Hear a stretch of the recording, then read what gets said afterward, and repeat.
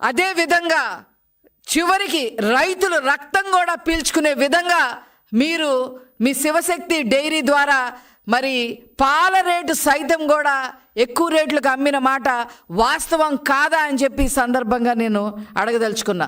అంతేకాకుండా మదనపల్లిలో మరి ఒక గవర్నమెంట్ ఆఫీస్లో ఫైల్ దగ్ధమైతే నాకు ఏ సంబంధం లేదు అని చెప్పిన మీరు ముందస్తు బెయిల్ ఎందుకు తెచ్చుకున్నారు అని చెప్పి ఈ సందర్భంగా మేము అడగదలుచుకున్నాం. అసైన్డ్ భూములు కొట్టేసిన మాట వాస్తవం కాదా? ఇరిగేషన్ భూములు కొట్టేసిన మాట వాస్తవం కాదా? శాండ్ మాఫియాలో కోట్లు సంపాదించి అవినీతి సొమ్మును కూడగొట్టుకుంది వాస్తవం కాదా? ల్యాండ్ మాఫియా ఎక్కడ పడితే అక్కడ ఎకరాలు కొట్టేసి కోట్లు దండుకున్న మాట వాస్తవం కాదా అని చెప్పి ఈ సందర్భంగా నేను అడగదలుచుకున్నా. చిన్న చితగా 1 ఎకరం దగ్గర నుంచి 1000 ఎకరాల వరకు కొట్టేసిన బాపతి మరి మనం చూస్తూ ఉన్నాం. ఇప్పుడు పెద్దిరెడ్డి రామచంద్రారెడ్డి నేనేమీ ఎరగను, నాకు ఏమీ సంబంధం లేదు అని చెప్పి మీరు ఒక స్టేట్మెంట్ ఇస్తే సరిపోయిందా అని అడుగుతా ఉన్నా.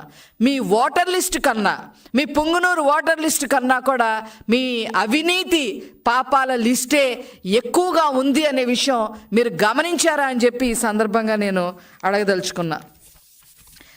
ముఖ్యంగా మీరు చూస్తే చిత్తూరు జిల్లాలో పులిచెర్ల మండలంలో అసైన్డ్ భూములు స్వాహా చేసిన మాట వాస్తవం కాదా?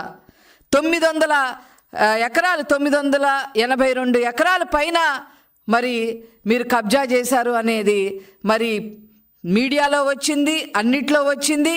అయినప్పటికీ కూడా మీరు దానికి ఎక్స్ప్లెనేషన్ ఇచ్చే పరిస్థితిలో లేరు. అదేవిధంగా పుంగునూరు మండలం రాగానిపల్లెలో భూములు కొట్టేసిన మాట వాస్తవం కాదా?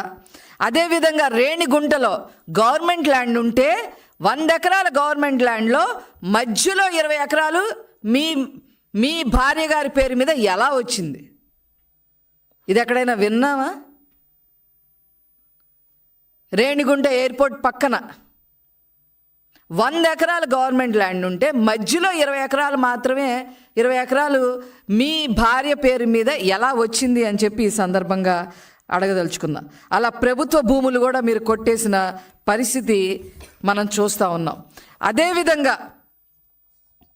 గవర్నమెంట్ పర్మిషన్లు లేకపోయినా ఎత్తిపోతల పథకాలని చెప్పి మొదలుపెట్టారు, ప్రాజెక్టులు మొదలుపెట్టారు. ఏం చేశారు?